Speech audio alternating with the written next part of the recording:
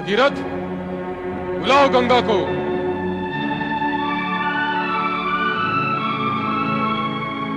हे मां गंगे,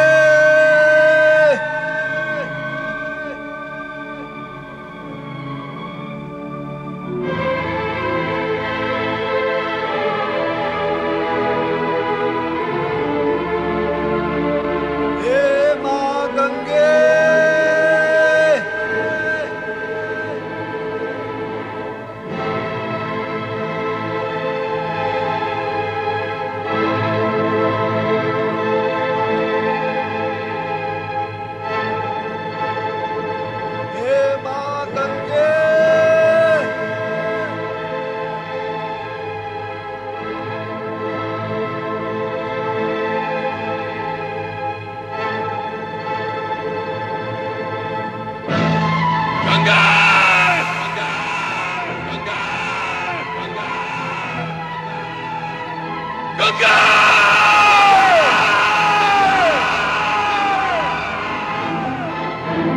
सुना तुमने? तुम्हारे अप्रिय वचन सुनकर शिव जी ने क्रोधित होकर जो हुंकार भरी तो तीनों लोग कंपित हो गए। तुम्हें उनकी शक्ति का अनुमान हुआ? तो ये शिव जी की हुंकार थी? हाँ, शिव जी की शक्ति का मूल्यांकन नहीं किया जा सकता। वे साक्षात शक्ति हैं। तो अवश्य ही वे मेरे वेग की तीव्रता को सहन कर सकेंगे। अवश्य। मुझे पृथ्वी पर कब जाना होगा प्रभु? शुभ और कल्याणकारी कार्य में विलंब क्यों? तुम्हें तुरंत पृथ्वी की ओर प्रस्थान करना चाहिए।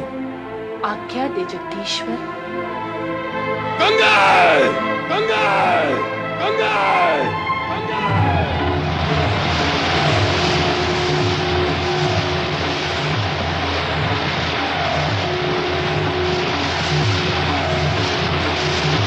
गंगा!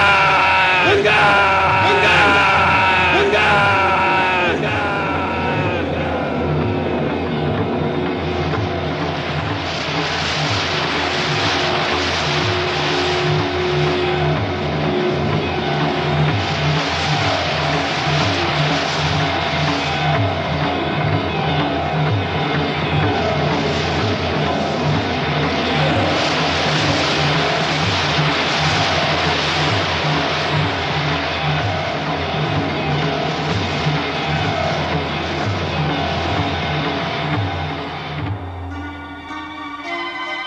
तुम्हारा ये तीव्र वेग तुम्हारे अहंकार का परिचय दे रहा है गंगा। इसे नष्ट करना ही उचित होगा। अपनी शक्ति और वेग के अभिमान में अपना उद्देश्य भी भूल गई, तो अब पड़ी रहो सदा सदा के लिए मेरी जटाओं में। अभिमान टूटे तब तक वहीं विश्राम करो। वो कैसे होगा देवेश्वर? मेरा अभिमान तो तब नष्ट होता जब मैं आपके चरणों में गिरती अथवा गिरूं।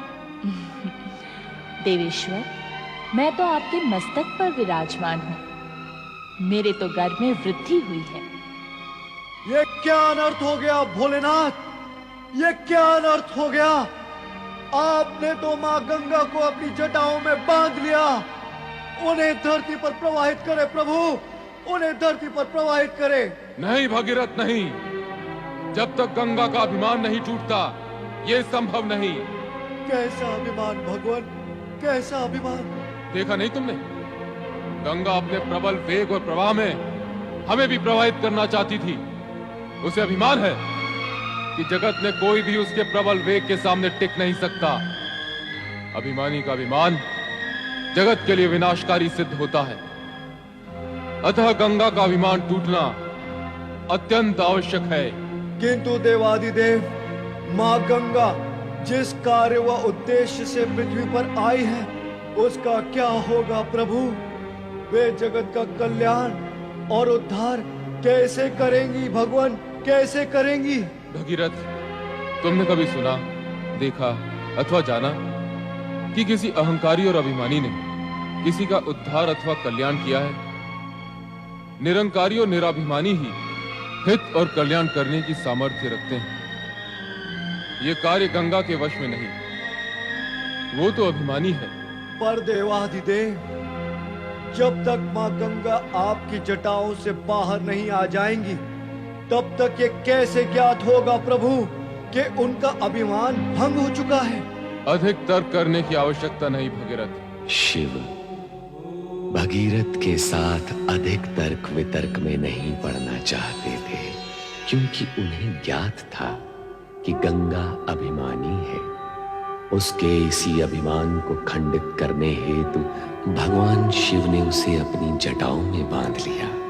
जन कल्याण के लिए यह आवश्यक भी था, किंतु मां गंगा के पृथ्वी पर अवतरित न होने से भगीरथ के साथ साथ परमपिता ब्रह्मा भी दुविधा में घिर गए। भगीरथ का उद्देश्य असफल होता देख इस समस्या के निराकरण हेतु ब्रह्मदेव श्री हरि विष्णु के समक्ष बैकुंठ में पधारे। क्या आपको लगता है कि देवादिदेव मेरे कहने से मान जाएंगे और गंगा को मुक्त कर देंगे? मेरा विश्वास तो यही कहता है श्री हरि कि गंगा आपके चरणों से विलग होकर अहंकारी हो गई। इसी कारण शिव जी ने उसे अपनी जटाओं में बांध लिया है।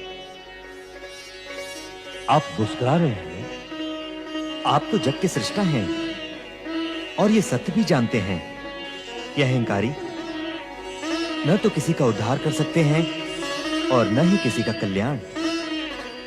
फिर भी गंगा को उद्धार कार्य के लिए पृथ्वी पर भेजा।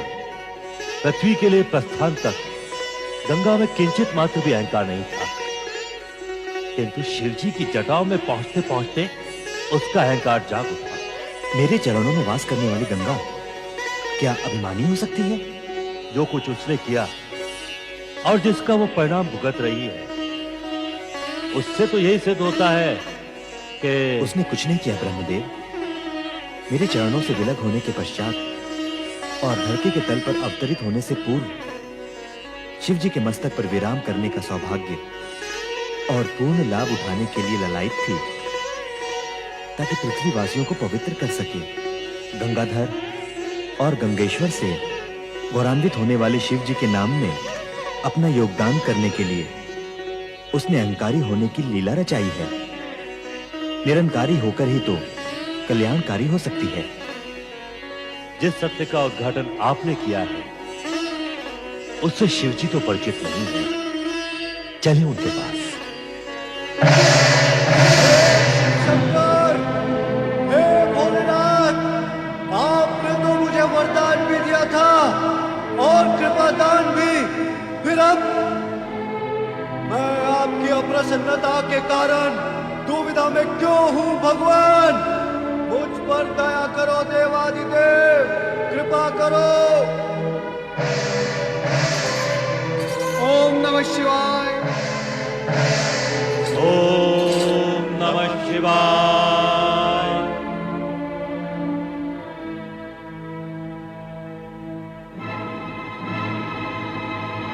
आश्चर्य है, घोर आश्चर्य। गंगा अवतरण हुआ ही और नहीं भी। नारायण नारायण। तुम बताओ नारद, तुम यहाँ क्या करने आए हो? मैं तो भगवान भोलेनाथ के दर्शन करने आया हूँ। श्री हरि विष्णु, आप और ब्रह्मदेव यहाँ किस प्रयोजन से पधारे हैं? ये तो आप स्वयं ही जानते हैं भोलेनाथ। हम तो आपसे प्रार्थना करने आए हैं कि भगीरथ के प्रयत्न को सफल बनाएं और गंगा को मुक्त कर दें। वो स्वयं मुक्त होना नहीं चाहती, अपनी लीलाओं में मुझे सम्मिलित कर मेरी जटाओं में आ बैठी है। किंतु वो स्वर्ग से यहाँ आपकी जटाओं में बैठने के लिए नहीं आई है भोलेनाथ। तो आप उसे ले जाएं, पुनः अपने चरणों में बिठाने के लिए। अब तो ये भी संभव नहीं है। भगीरथ, उसके पिता तथा पितामह का तप फलित होने का समय आ गया है। देवादिदेव, पापियों का उद्धार करने का कार्य भी गंगा ही करेगी। ऐसी स्थिति में न तो वो मेरे चरणों में रह सकती है और न ही आपकी जटाओं में। अब तो उसे पृथ्वी पर जाना ही होगा भोलेनाथ।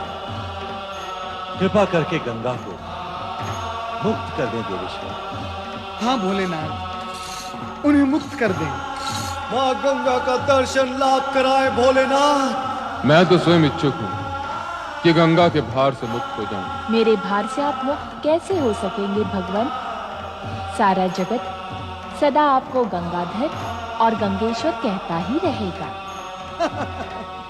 भगवान भोलेनाथ के नामों की संख्या क्या पहले कम थी? अब तो राजा भगीरथ ने उसमें वृद्धि कर दी है। आपके दर्शन पाकर मेरा और मेरे पूर्वजों का जीवन धन्य हो गया माँ, धन्य हो गया। और भविष्य में पृथ्वीवासियों का जीवन भी सफल होगा। नारायण नारायण। जाओ गंगा, भगीरथ का अनुगमन करके इसके पूर्वजों का उद्धार करो। पापियों का कल्याण कर भगीरथ के प्रयत्नों को सफल करो। और भविष्य में ऐसी कोई लीला न रच डालना जिससे देवगण कहें कि शिव ने गंगा को सिर पर चढ़ा रखा है।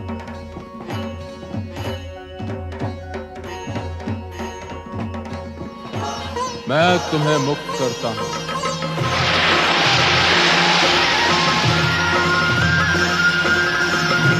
ओ शिव जटा से गंगा धरती पावन करने निकली। ओ शिव जटा से गंगा धरती पावन करने, सबके मन के पाप को धोने, धन का संकट हरने।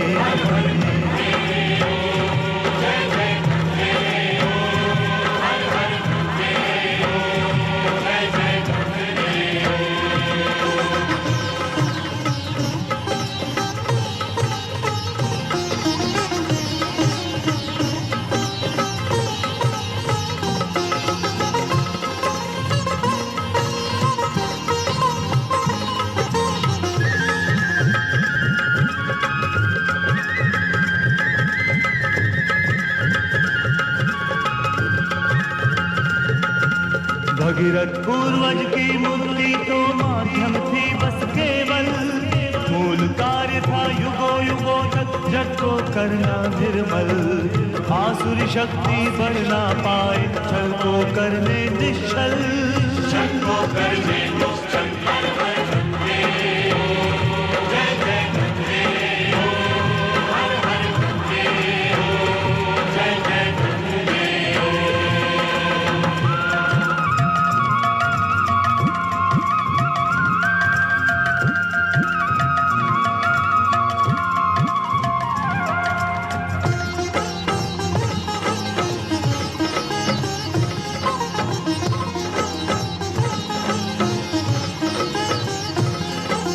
सर्वप्रथम गौमुख से चल के हरिद्वार में आई, आगे फिर प्रयाग के तट की शोभा आन बढ़ाई।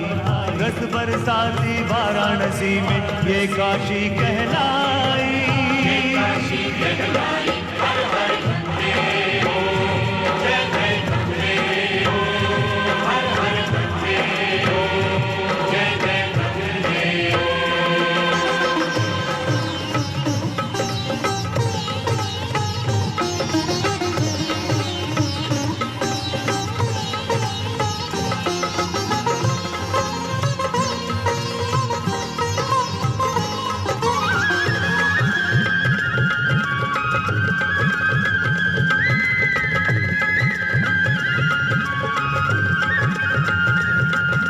श्रद्धा भाव से जो भी प्राणी गंगा स्नान करे, गंगा माँ की महिमा गाए इसका ध्यान करे। भगीरथ जैसा फिर तो गंगा उसका भी कल्याण करे, उसका करे। हर हर गंगे हो, जय जय गंगे हो, हर हर गंगे हो, जय जय गंगे हो।